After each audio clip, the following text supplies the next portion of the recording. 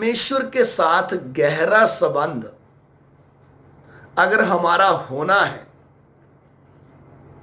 तो ये अति जरूरी है कि हम इस बात को समझें कि परमेश्वर हमसे चाहता क्या है, या कैसे हम उस परमेश्वर के साथ अपना संबंध नजदीकी बना सकते हैं। आज कितने लोग हैं जो प्रभु का नाम तो लेते हैं, प्रभु के पीछे चलने का दावा तो करते हैं, लेकिन बात ये आती है, क्या हमारा संबंध उस परमेश्वर के साथ गहरा है या नहीं। अगर परमेश्वर के साथ हमारा गहरा संबंध नहीं है तो हम जीवन में आते समय मुश्किलें, प्रॉब्लमें, जब कुछ भी आएगा तो हम निराश हो जाएंगे। हम अपने लिए कोई और नया ठिकाना ढूंढना शुरू कर देंगे, या हम ऐसी सोच रखेंगे कि हम कहीं भी चले जाएं जिधर हमारा समस्या, परेशानी का हल हो जाए। यदि आप परमेश्वर के साथ अच्छा या गहरा संबंध बनाना चाहते हैं तो अच्छी तरह परमेश्वर को जानना जरूरी है। यदि आप परमेश्वर को अच्छे से जानेंगे तभी आप परमेश्वर के साथ अपना गहरा संबंध बना सकते हैं। वरना कितने लोग मुरझाया हुआ जीवन लेकर चलते हैं। प्रॉब्लम आते समय, मुश्किल आते समय वो निराश हो जाते हैं, वो बहुत परेशान हो जाते हैं। उसका कारण ये है कि परमेश्वर के साथ का नजदीकी संबंध नहीं था, या उसको अच्छे से जान नहीं पाए। हम प्रभु के वचनों में एक उदाहरण देखते हैं या एक घटना देखते हैं। प्रभु यीशु और उसके चेले नाव में सफर कर रहे थे। प्रभु भी साथ में था, शिष्य भी साथ में थे। अचानक बड़ा तूफान उस झील में आया और लहरों ने उस किश्ती को पानी में डुबोने की कोशिश की, और पानी इतना बढ़ने लगा कि ये चेले लोग जो समुंदर के बारे में अच्छी तरह जान पहचान रखते थे, मछली पकड़कर बेचने वाले थे, ये बहुत ही डर गए। और इनको ये पता ऐसे लगने लग गया कि अब हम मर जाएंगे। जब ये उनको पता चला कि हम मर जाएंगे, तब उन्होंने प्रभु को बोला, प्रभु जी हम नाश हो रहे हैं, हमें बचा। प्रभु उठा, तूफान को डांटा और इनको बोला, तुम्हारा विश्वास कहाँ है, अल्प विश्वासी। तो ये घटना से हम क्या सीखते हैं? यदि अच्छे से जान गए होते शिष्य ये है कौन, तो इन्होंने बोलना था अगर ये सो रहा है तो हम भी सो जाते हैं। क्योंकि जिस किश्ती में, जिस नाव में चेले बैठे हैं, उसी में प्रभु यीशु भी है। तो मेरे प्यारो, ये अति जरूरी है कि हमारे जीवन में हम परमेश्वर को अच्छे से जानें और जानकर उसके साथ अच्छे से गहरा संबंध बनाएं। गहरा संबंध बनेगा तभी हम उस परमेश्वर को समझ पाएंगे, फिर उसके साथ चलने में हमें दिक्कत नहीं होगी या परेशानी नहीं होगी। तो मेरे प्रियो, क्योंकि परमेश्वर ने मनुष्य को इस पृथ्वी में बनाया ही क्यों है, मनुष्य के साथ एक संबंध गहरा परमेश्वर ने रखा ही क्यों है। आप देखें, सृष्टि में परमेश्वर ने बड़े बड़े पहाड़, जानवर, सब कुछ बनाया है। इतना बड़ा सूर्य, चंद्रमा, तारे, ग्रह, क्या क्या है इस दुनिया में। लेकिन उन सब से हटकर परमेश्वर ने अपने स्वरूप और समानता को मनुष्य के अंदर डाला, या मनुष्य को अपने स्वरूप और समानता में बनाया। सारी पृथ्वी से हटकर परमेश्वर मनुष्य को अपने स्वरूप और समानता में क्यों बना रहा है? क्योंकि परमेश्वर मनुष्य के साथ एक गहरा संबंध रखना चाहता है। तो यदि आप इस बात को समझेंगे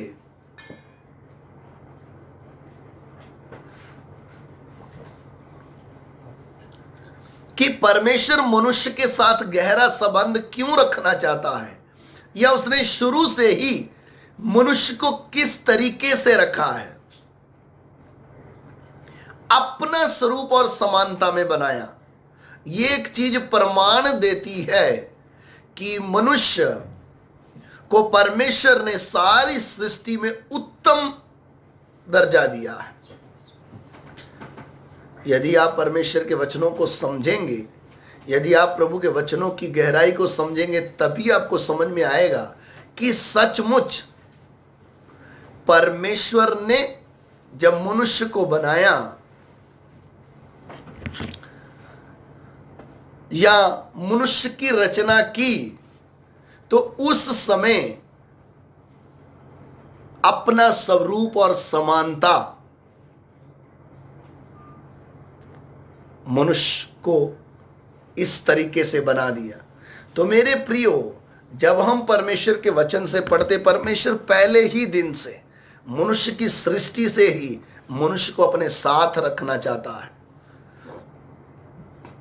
लेकिन परमेश्वर और मनुष्य के साथ का संबंध किसने तोड़ा? जिस क्षण मनुष्य के अंदर पाप प्रवेश हुआ, परमेश्वर और मनुष्य दोनों अलग अलग हो गए। उसका मतलब पाप ने मनुष्य का संबंध परमेश्वर से तोड़ डाला। पाप ने मनुष्य को परमेश्वर का दुश्मन बना दिया। पाप ने हमेशा के लिए परमेश्वर का मनुष्य के साथ के बीच के संबंध में आके एक दीवार की तरह खड़ा हो गया। तो यदि आप इस परमेश्वर के वचन को समझेंगे या आपको ये गहराई पता चलेगी, तो आप कभी भी परमेश्वर के वचन को या परमेश्वर के साथ चलने को हल्की बात नहीं समझोगे। कितने लोग हैं जो इस बात को ना समझने के कारण चलना है कैसे भी चलते जाओ, प्रार्थना किया नहीं किया चलती है गाड़ी, वचन के अनुसार चले नहीं चले देखा जाएगा जो होगा। लेकिन जब आप परमेश्वर के वचन को अच्छी तरह पढ़ोगे या समझोगे, एक मोटी बात हमें सीखने को क्या मिलती है? पाप ने मनुष्य का संबंध परमेश्वर से तोड़ दिया, और जब पाप ने परमेश्वर का संबंध मनुष्य से तोड़ दिया, पाप मनुष्य के ऊपर राज्य करने लगा और परमेश्वर के विरोध में काम जो थे वो मनुष्य करने लगा। पहला मनुष्य परमेश्वर से दूर चला गया। परमेश्वर ने मनुष्य जाति को फिर भी त्यागा नहीं, सदा के लिए छोड़ नहीं दिया। बीच बीच में मनुष्यों के साथ अपना संबंध बनाए रखा। हनोक परमेश्वर के साथ चला, नूह परमेश्वर के साथ चला, अब्राहम परमेश्वर के साथ चला। परमेश्वर दोस्त की तरह अब्राहम के साथ चलने लगा। मेरे प्यारो, परमेश्वर के वचन को जब हम अच्छी तरह समझेंगे या परमेश्वर के वचन की गहराई समझते समय हमें समझ में क्या आता है, परमेश्वर मनुष्य को अपने से दूर करना नहीं चाहता, लेकिन मनुष्य जब पाप करता है या उस शैतान की बात को अपने जीवन में अलाओ या आने देता है, तब परमेश्वर दुखी हो जाता है। पवित्र परमेश्वर पाप में वास नहीं करता, ना पाप को देखकर खुश होता है। परमेश्वर ने पहले मनुष्य को अपना स्वरूप क्यों डाला? एक गहरे संबंध के लिए। हमें परमेश्वर के साथ बने रहना है या गहराई से उसके साथ चलना है, तो सबसे पहली बात हमारे जीवन में एक हमने अच्छी तरह समझनी है, मेरा परमेश्वर पवित्र है और वो पवित्रताई को पसंद करता है, पवित्रताई में वास करता है। इसलिए भजन संहिता में लिख के दिया है, परमेश्वर तेरे तंबू में कौन रहेगा, तेरे पर्वत पर कौन टिकेगा, कौन वास करेगा। परमेश्वर के साथ बहुत से लोग उसके पीछे आते हैं, चलते हैं, कुछ उसका नाम लेते, कुछ उसके पीछे चलते हैं, लेकिन बात है उसके साथ वास करने की। उसके साथ वास करना है तो हमारा संबंध उसके साथ गहरा होना है। अगर हम उसको जान नहीं पाए तो हमारा उसके साथ का नजदीकी संबंध कभी नहीं बनेगा। जितने लोग भी प्रभु के साथ चले, उनका एक परमेश्वर के साथ नाता था, संबंध था गहरा, इसलिए बड़ी बड़ी समस्याओं के बीच में भी वो लोग परमेश्वर के साथ चलने लगे। इसलिए मेरे प्रियो, जब परमेश्वर का वचन हम समझते हैं तब हमें समझ में आता है मैं मेरे परमेश्वर के साथ का संबंध गहरा कैसे बनाऊं। और उसमें से सबसे पहली बात क्या समझ में आती है, मेरा परमेश्वर पवित्र है, मुझे अगर उसके साथ चलना है तो मुझे पवित्र रहना पड़ेगा। आज लोग बड़े जोर जोर से गाना गाते हैं, आराधनाओं में नाचते भी हैं, भीड़ भी बहुत है उधर। उनको ऐसे लगता हमारे शोर करने से शायद परमेश्वर खुश होता है, हम परमेश्वर की उपस्थिति में चल रहे हैं। परमेश्वर की उपस्थिति पवित्रता से शुरू होती है। मूसा को पहली मुलाकात में परमेश्वर ने बताया, मूसा जिस भूमि में तू खड़ा है वो भूमि पवित्र है। वो भूमि पवित्र कैसे, वो मिट्टी पवित्र कैसे बोला परमेश्वर ने? वो तो मिट्टी है, कैसे पवित्र? उसमें उतरने वाला परमेश्वर पवित्र है। ये परमेश्वर जिधर भी आया वो स्थान पवित्र हो गया, वो जगह पवित्र हो गई। अगर किसी के मन में आ गया, उसका मन पवित्र हो गया।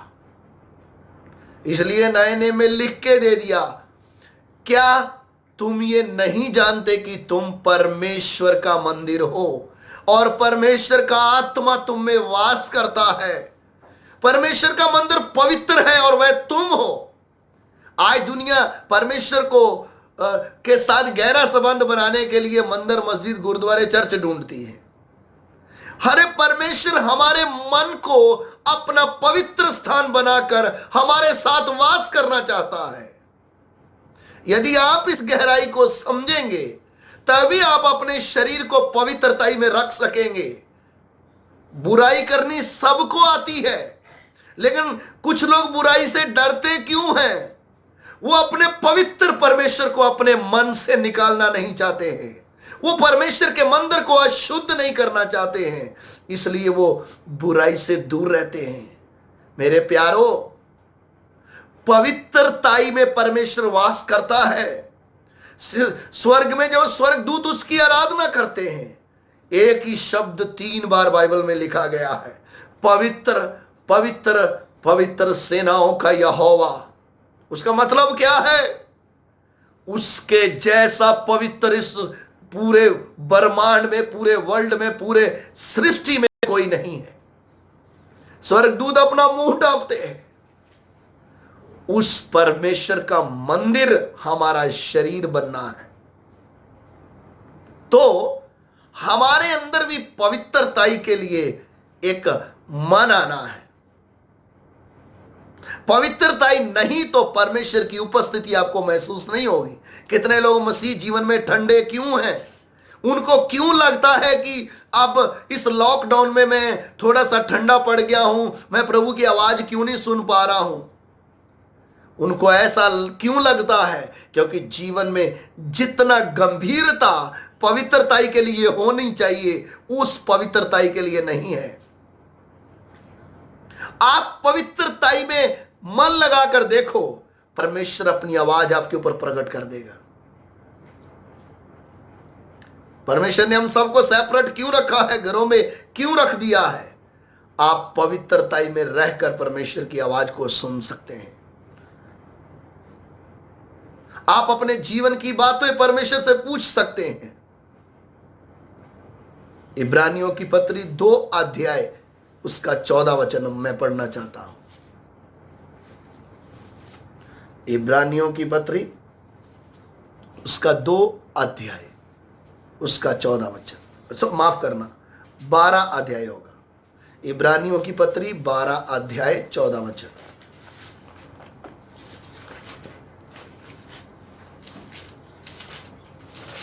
सबसे मेल मिलाप रखो और उस पवित्रता के खोजी हो जिसके बिना कोई प्रभु को कदापि ना देखेगा। सबसे मेल मिलाप रखो। कोई आपसे मिलना चाहे या ना चाहे, आपके अंदर मेल मिलाप रखने की भावना होनी चाहिए। इधर प्रभु के वचन में लिखा है सबसे मेल मिलाप रखने का खोजी हो जाओ, खोज करो, और सबसे अधिक पवित्रताई का, जिसके बिना प्रभु को कोई कभी नहीं देखेगा। कितनी बार हमारे जीवन में बाकी बातों के लिए महत्वता होती है। हमारे घर में पास्टर आया, उसको अच्छा खाना खिलाना है। हमारे घर में कोई विश्वासी आया, उसका आदर करना है। ये सारे वचन के अनुसार है। पैसे चंदे के डब्बे में बराबर डालने हैं, गरीब के ऊपर दया करनी है। ये आदतें सही है, लेकिन अच्छी तरह ध्यान देना, हमारे पर्सनल जीवन में, व्यक्तिगत जीवन में अगर परमेश्वर की उपस्थिति नहीं है तो ये सारी कामों को करने का कोई फायदा नहीं। हम दुनिया को अपना अच्छे काम दिखाकर परमेश्वर की नजर में पवित्र नहीं हो सकते हैं। परमेश्वर हमारे मन के ऊपर दृष्टि करता है, हमारे मन को देखता है। तो इधर प्रभु के साथ हमारा विषय अगर गहरा संबंध बनाना है तो एक सबसे पहला पॉइंट, मेरा मन, मेरे विचार शुद्धता के होने हैं। मुझे पवित्रताई का एहसास होना है। मैं पवित्रताई में चल रहा हूं, मुझे प्रभु की आवाज सुनने में कोई नहीं रोक सकता। ऐसा जीवन एक विश्वासी का होना है। परमेश्वर आपसे बात कर सकते हैं यदि आप पवित्रताई में रह रहे हो तो, क्योंकि अशुद्ध, व यूहन्ना सुसमाचार में लिखा, हम जानते हैं परमेश्वर पापियों की नहीं सुनता है। जब हम उस परमेश्वर की नजदीकी में आना चाहते हैं, सबसे पहली ही बात हमें ध्यान रखना है, वो बोलता मैं पवित्र हूं। अपने सारे चाल चलन में पवित्र बनो। आप पवित्र रहकर देखो, आपको परमेश्वर की उपस्थिति कितनी महसूस होगी। आप चलकर देखो उसके साथ, आपको ऐसे लगेगा मैं इस पृथ्वी में एक अधिकारी का जीवन जी रहा हूं।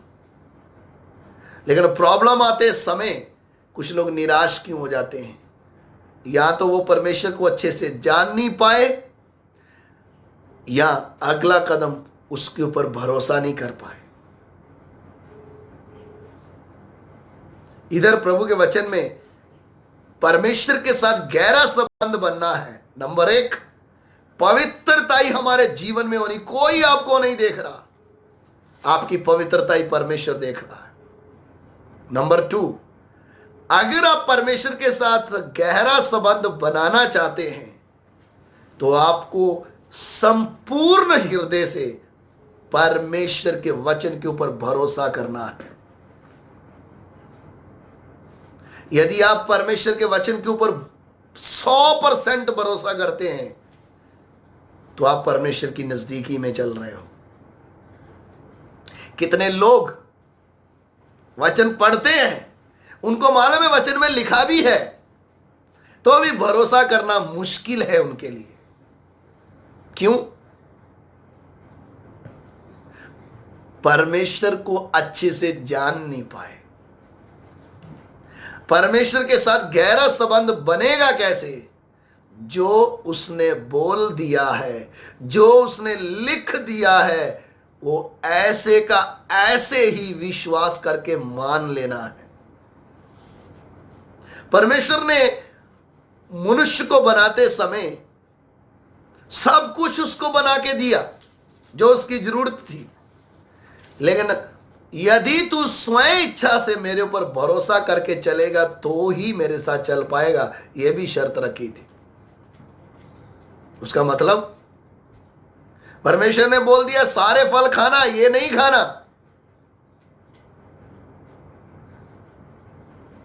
आदम ने किया क्या? एक बार आकर शैतान ने जब हवा को बोला तुम ये खाओगे तो परमेश्वर के तुल्य हो जाओगे, दिमाग घूम गया तुरंत। अपने सृष्टिकर्ता के तुल्य होने की बात सुनकर तुरंत आदम और हवा ने ये निर्णय भी कर लिया, चलो हम फल खाएंगे, परमेश्वर के तुल्य हो जाएंगे। मेरे प्यारो, जब आप उस परमेश्वर के वचन के प्रति विश्वास योग रहेंगे, विश्वास योग का मतलब जो उसने मुझे बोल दिया है, दुनिया की नजर में गलत हो, दुनिया उसको पसंद करे या ना करे, मेरे प्रभु ने बोला है, मैं उसके ऊपर 100% भरोसा करूंगा। मुझे दुनिया को सर्टिफिकेट देकर नहीं चलना है, मुझे मेरे प्रभु के साथ चलना है।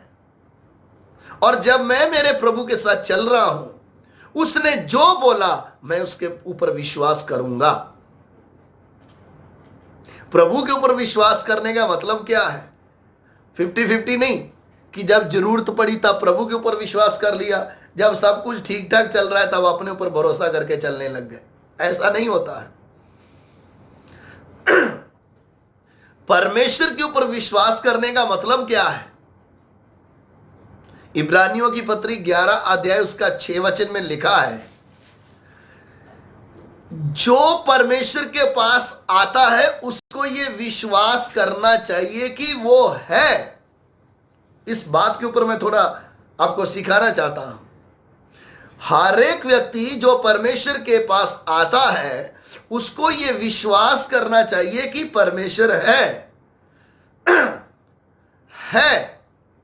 है का मतलब अनुभव होना चाहिए, वो आज भी है। वरना दुनिया की भक्ति देखो, दुनिया तो बोलती इस समय था, उस काल में था, इस काल में था, अब तो नहीं है। लेकिन एक विश्वासी को परमेश्वर के पास आते समय यह विश्वास क्या करना है? जिसने अनादि काल से, जिसने आदि में सृष्टि की रचना की, जो अनादि काल से स्थिर है, जो अनंत कालीन है, वो कल भी था, आज भी है, अनंत काल तक रहेगा। जब एक व्यक्ति के अंदर यह विश्वास आएगा, वो है, था नहीं, होगा नहीं, आज भी वो है। मेरा विश्वास उसके ऊपर क्या है? आज भी वो है। अगर वो है तो मुझे वो चलाएगा, अगर वो है तो वो मुझे संभालेगा, अगर वो है तो मेरी सारी समस्याओं में मेरा सहायक बन जाएगा। वो है विश्वास करने का मतलब। फिर एक विश्वासी कैसे निराश हो पाएगा? अगर उसको ये समझ में आ गया कि वो है, मैं जिसके ऊपर विश्वास किया हूं वो आज भी जिंदा है, मेरी आवाज को सुनेगा और उसका उत्तर भी देगा।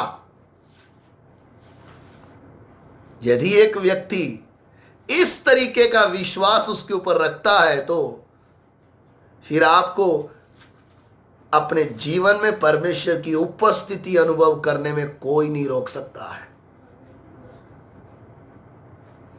यदि विश्वास नहीं है, विश्वास के बिना हम उसको खुश नहीं कर सकते, विश्वास के बिना हम उसको प्रसन्न नहीं कर सकते।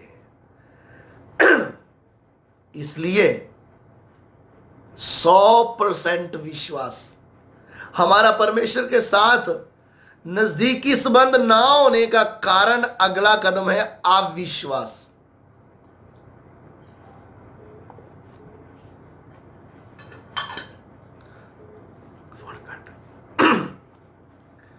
अविश्वास का मतलब परमेश्वर ने जो लिख के दे दिया उसको सच ना मानना या पूरा भरोसा ना कर पाना, ऐसा भी होगा। परमेश्वर ने सुना है, हमने पढ़ा है, हमने इस्राएलियों को चलाया, लेकिन मुझे चलाएगा करके मुझे विश्वास ही नहीं आ रहा। उसने इस्राएलियों के लिए स्वर्ग से मन्ना बरसाया, मैंने पढ़ा है लेकिन मेरा विश्वास नहीं हो रहा। आप जब इस प्रभु के वचन के ऊपर 100% भरोसा करेंगे, कोई कैसी भी जरूरत हो, सर्वशक्तिमान आपकी जरूरतों को पूरा करेगा।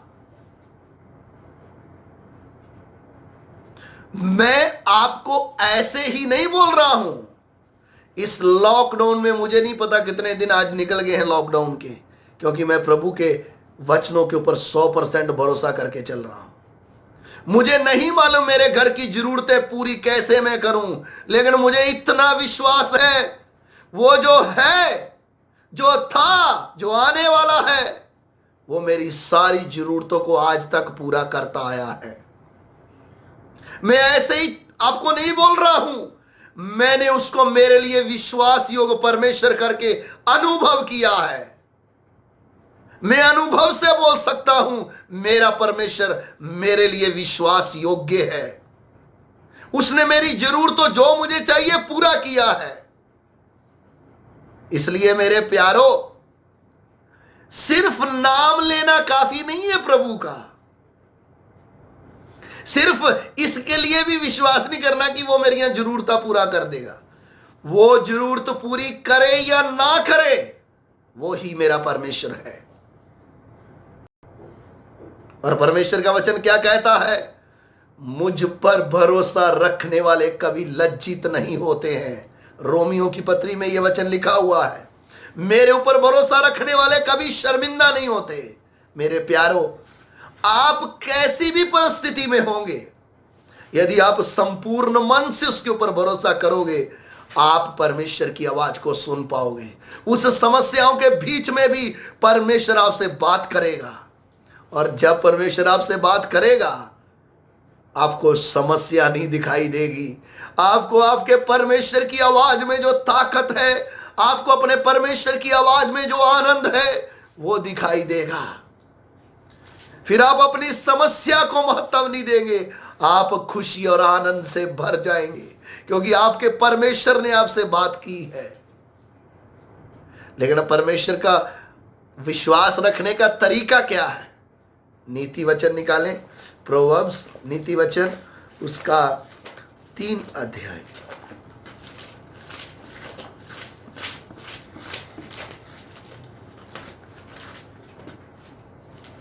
उसका हम लोग 5 वचन से पढ़ेंगे। प्रोवर्ब्स चैप्टर 3 वर्स 5, नीति वचन 3 अध्याय, उसका 5 वचन।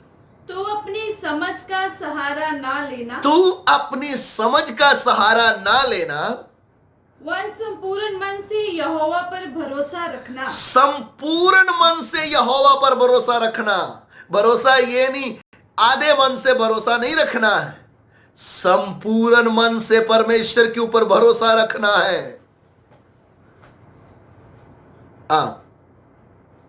उस उसी को स्मरण करके सब काम करना। हमारे दिमाग में, हमारे विचारों में हर काम करते समय हमें स्मरण रखना है परमेश्वर को। तब वे तेरे लिए सीधा मार्ग निकालेगा। तब वो तेरे लिए सीधा मार्ग निकालेगा। कईयों के मार्ग टेढ़े मेढ़े या बंद क्यों हो गए हैं? कईयों को मार्ग क्यों नहीं दिख रहा है? वो अपनी बुद्धि पर ज्यादा भरोसा करते हैं, अपने ताकत पर ज्यादा भरोसा करते हैं, अपने पैसे पर ज्यादा भरोसा करते हैं, अपनी संपत्ति पर ज्यादा भरोसा करते हैं। इसलिए उनके लिए सीधा मार्ग नहीं निकलता है। परमेश्वर का वचन साफ कहता है, तू अपनी समझ का सहारा ना लेना। हमारा भरोसा पूरा परमेश्वर के ऊपर होना है। बोलता वर्ण संपूर्ण मन से यहोवा पर भरोसा रखना। यदि हम अपने परमेश्वर पर पूरा भरोसा करेंगे, इस लॉकडाउन ने हर एक विश्वासी को और प्रभु के दासों को परमेश्वर के ऊपर भरोसा रखना सिखा दिया है। उसका मतलब क्या है?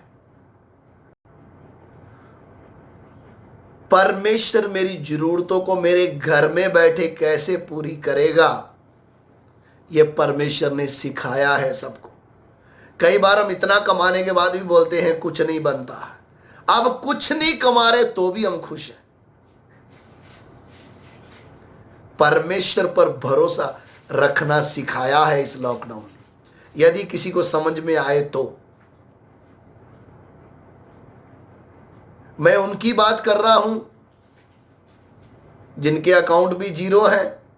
जीरो मतलब 500-700 रखा होगा, या जिनके पास पर्स में भी पैसे कम है, अभी रोज गिनकर फिर डाल लेते हैं, आज 20 रह गए, 40 रह गए, क्या करेंगे? फिर भी परमेश्वर के ऊपर आपका 100% भरोसा है तो प्रभु उसी में से ही आशीष डाल देगा। विधवा को बोला जब तक अकाल रहेगा तेरे डिब्बे से आटा और कुप्पी से तेल खत्म नहीं होगा। इसका मतलब ये नहीं कि पूरा ड्रम भर के दे दिया था। वो एक मुट्ठी है, वो थोड़ा है। थोड़े की नजर से मत देखो, उस थोड़े को विश्वास की नजर से देखो। परमेश्वर उसी में ही आपकी जरूरतों को पूरा करेगा। इसलिए मेरे प्रियो, संपूर्ण मन से परमेश्वर पर भरोसा रखना। आप परमेश्वर के साथ अपना संबंध गहरा कर सकते हो यदि आप संपूर्ण मन से उसके ऊपर विश्वास करोगे तो। यदि आपका पूरे मन का विश्वास उसके ऊपर है तो आप उस परमेश्वर के नजदीकी, उसके साथ गहरा संबंध बनाओगे। फिर आपको चिंता नहीं रहेगी। संपूर्ण मन से परमेश्वर के ऊपर भरोसा है तो फिर चिंता, निराशा खत्म। फिर आपको एक ही होगा काम, मैंने जिसके ऊपर विश्वास किया है मैं उसे जानता हूं, वो सब कुछ करने की शक्ति रखता है। वो मेरी जरूरतों को पूरा करेगा, नहीं भी करे तो भी वो ही मेरा परमेश्वर है, वो ही मेरा प्रभु है। आप विश्वास की जिंदगी जी के देखो,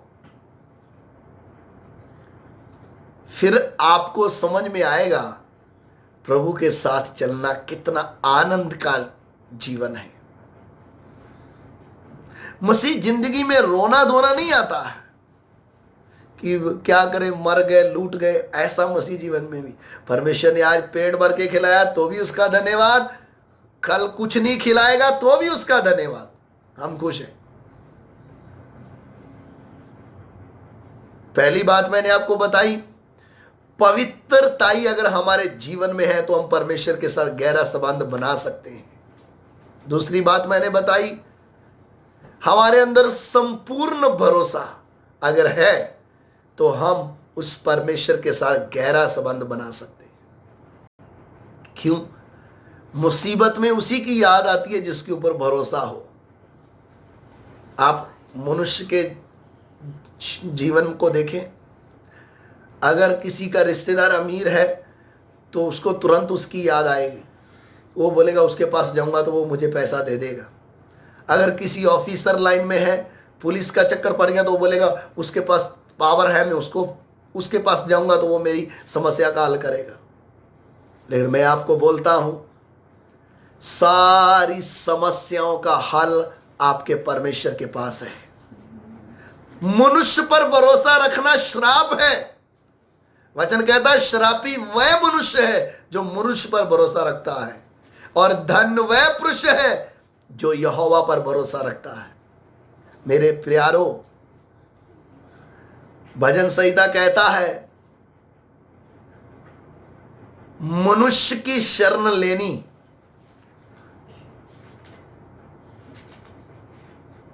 पर मनुष्य की शरण लेने से यहोवा की शरण लेनी उत्तम है। अच्छी तरह ध्यान देना,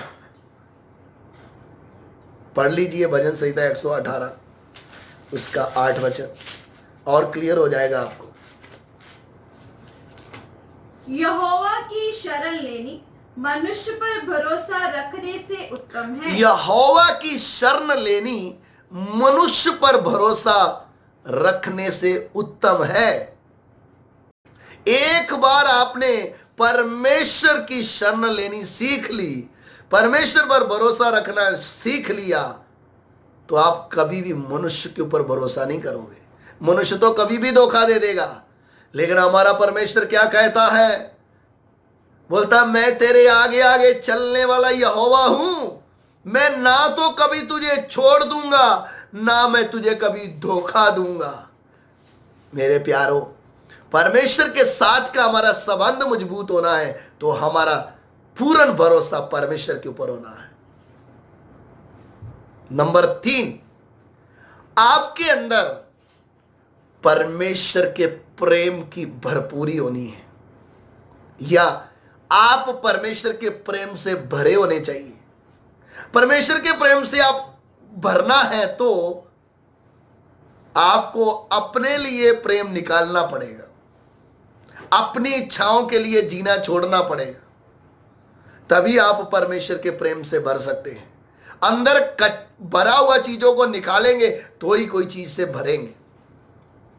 और परमेश्वर के प्रेम से आपको भरना है तो आपको एक बड़ी बात याद रखनी है, मैं मरने के लायक था, मैंने मरकर नरक की आग में जाना था, लेकिन उसने अपने लहू से मुझे मोल ले लिया, उसने मुझे अपने लहू से धो के शुद्ध कर दिया है। अगर उसने मुझे अपने लहू से धो के शुद्ध ना किया होता, अगर उसने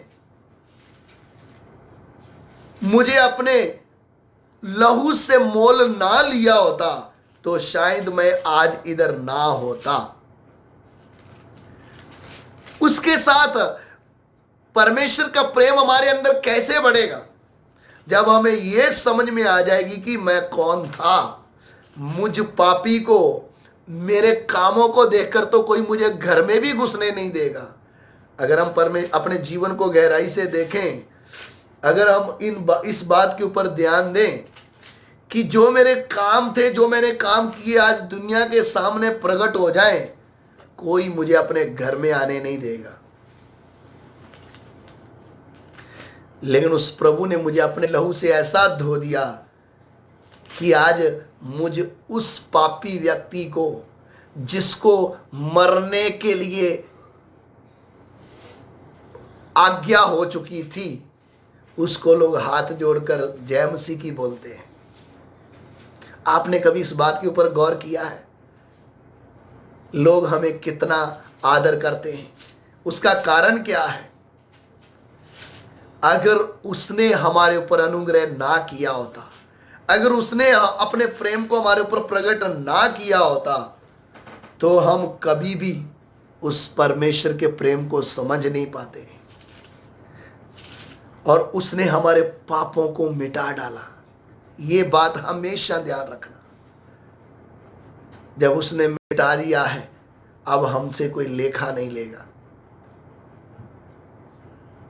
और मैं जब अपने पापों को याद करता हूं, तब मैं ये समझता हूं, प्रभु अगर तू मेरी जिंदगी में ना आया होता, अगर तू मेरे जीवन में ना आया होता, मैं कभी भी पवित्रता का जीवन कैसे जीना है अनुभव नहीं कर सकता था। हमारे रिश्तेदार हमारे पापों को शुद्ध नहीं कर सकते। हमारे रिश्तेदार हमें अपने लहू से मोल नहीं ले सकते थे। उस प्रभु ने मुझे और आपके सारे गंदे पापों को धो डाला है। इसलिए मेरे प्यारों, हमने हमेशा इस बात को याद रखना, प्रभु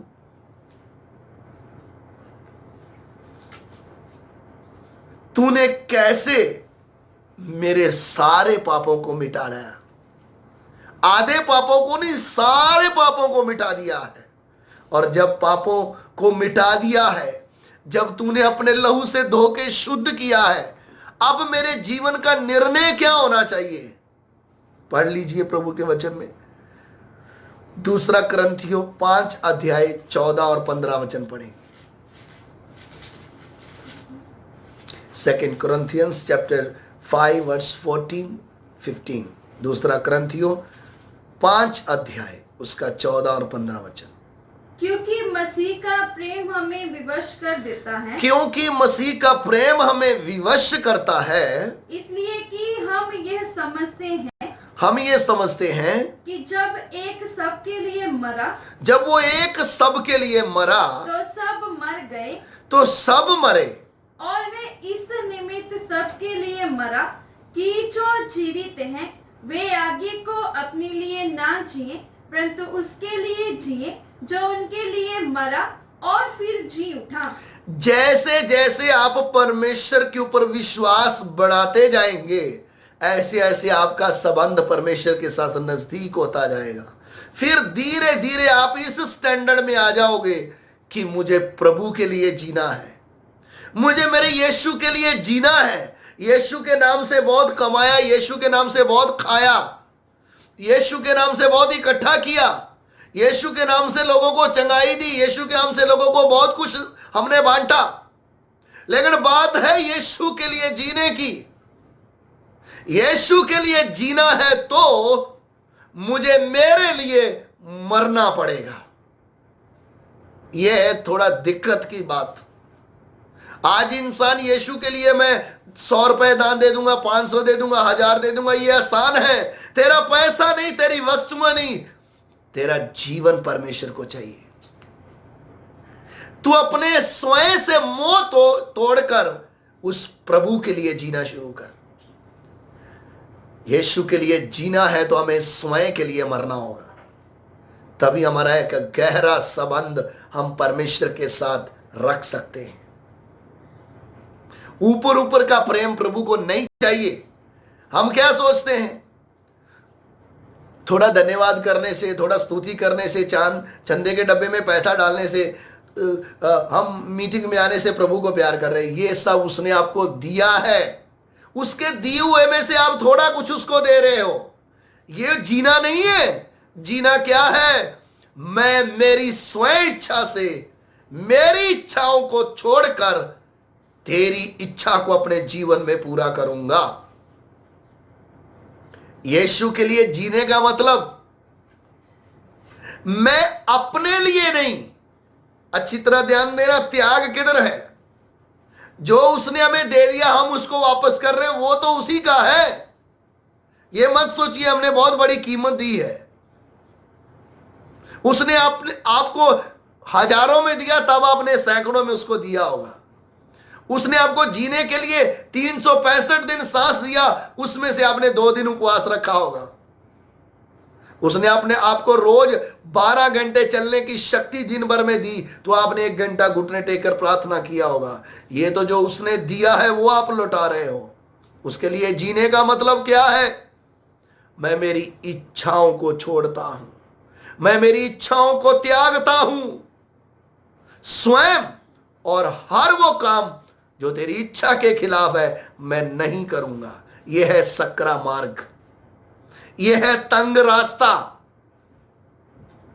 जीने लगोगे तब आप यीशु की समानता में दिखाई दोगे, वरना करोड़ों लोग बाइबल पढ़ते हैं, लाखों लोग यीशु का नाम लेते हैं, कुछ तो पीछे चलते हैं, कुछ नाम लेते हैं, लेकिन यीशु के लिए जीना है तो मुझे अपने लिए जीना छोड़ना होगा। अपने लिए जीने का मतलब 1 कुरिन्थियों 15 अध्याय 31 वचन।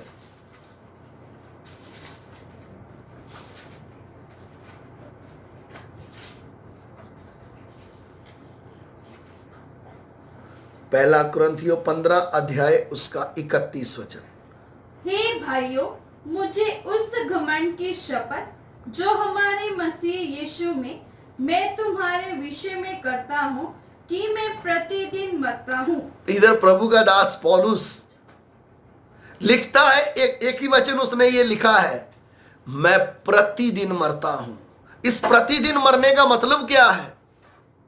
मैं रोज अपनी इच्छाओं को मारता हूं। इसलिए रोमियो की पत्री में लिख के दे दिया, शरीर के अनुसार दिन काटोगे तो मरोगे। हम बाहर के शैतान से लड़ते हैं कि मेरे सपने में शैतान आएगा तो मैं लड़ूंगा, मेरे दर्शन में शैतान आएगा तो मैं लड़ूंगा। भैया बाहर मत ढूंढो, अंदर एक बैठा है उसके साथ लड़ो। वह हमारी इच्छाओं को पूरा करने वाला वो स्वयं मन, उसको जिसने जीत लिया शैतान उससे डरेगा। परमेश्वर के प्रेम से भरना है, तभी आप अपनी इच्छाओं के लिए मर सकते हो, अपने स्वयं के लिए मर सकते हो। कितने लोग, ये जो प्रभु का दास लिख रहा है, जिस दिन इसको ये पता चल गया मेरे काम मेरे प्रभु को दुख देने वाले हैं, इसने उसी दिन से एक निर्णय कर लिया, आगे से मैं मेरे प्रभु के लिए जीऊंगा। जिसने मुझे नया जीवन दिया, जिसने मेरे पापों को धोकर शुद्ध करके मुझे मेरे पापों को मिटा दिया है, जिसने मेरे पापों का लेखा नहीं लिया मेरे से, अब अगला कदम मैं उसके लिए जीऊंगा। इसलिए चलते चलते इसका स्टैंडर्ड क्या हो गया? मैं प्रतिदिन मरता हूं। मैं लोगों की इच्छाओं के, उनकी बातों को नहीं मानता, मैं वचन के अनुसार चल रहा हूं। और जैसे आगे बढ़ता गया, तब चलते चलते चलते इस लेवल में आ गया। रोमियो की पत्री 8 अध्याय उसका 35 वचन पढ़ेंगे, फिर हम प्रार्थना करेंगे। कौन हमको मसीह के प्रेम से अलग करेगा? क्या कलेश या संकट या उपद्रव या अकाल या नंगाई या योखिम या तलवार? बस इधर प्रभु के वचन में एक शब्द मैं लेना चाहता हूं, कौन हमें मसीह के प्रेम से अलग करेगा? अगर प्रेम से भरे हुए हैं तो ही ये शब्द बोल पाएंगे, वरना पढ़ना बहुत आसान है बाइबल में। जब समस्याएं आ जाती है, जब लोग हमारे निंदा करते हैं, जब उपद्रव हमारे विरुद्ध में खड़े हो जाते हैं, जब संकट चारों ओर घूमता है, तब पता चलता है हमारे अंदर प्रेम किसके लिए है। जब रिश्तेदार बोल देते हैं हम रिश्ता नहीं रखेंगे आपसे, तब समझ में आता है हमारा निर्णय किसके लिए है। हमारे अपने लिए है, हमारे रिश्तेदारों को स्थान दे रहे हैं, संसार को स्थान दे रहे हैं, या हमारे जीवन में स्वयं इच्छा से हम जी रहे हैं। तब पता चलता हमारे अंदर सबसे ज्यादा प्यार किसका है। इसने लिख के दे दिया, कौन मुझे मसीह के प्रेम से अलग करेगा। कौन बोलने का मतलब एवरीथिंग, सब कुछ आ गया उसमें। उस लेवल में आना है तो धीरे धीरे अपनी इच्छाओं को मारना है, अपने जीवन में उन बातों को निकाल कर फेंकना है जो मेरे प्रभु के प्रेम से मुझे दूर करती है। जिस दिन आप परमेश्वर के प्रेम से भर गए या भरने लग जाओगे, आपको धीरे धीरे संसार की इच्छाएं, अभिलाषाएं, कामनाएं, ये सारी चीजों से नफरत आएगी। फिर आपको ये लगेगा ये चीजें मेरे प्रभु को दुख देने वाली है, मैं इनको छोड़कर मेरे पवित्र परमेश्वर के प्रेम से भरूंगा। मैं उसके प्रेम से ऐसा भरूंगा कि मैं उसी के लिए जीऊंगा। आइए हम अपनी आंखें बंद करें, प्रार्थना।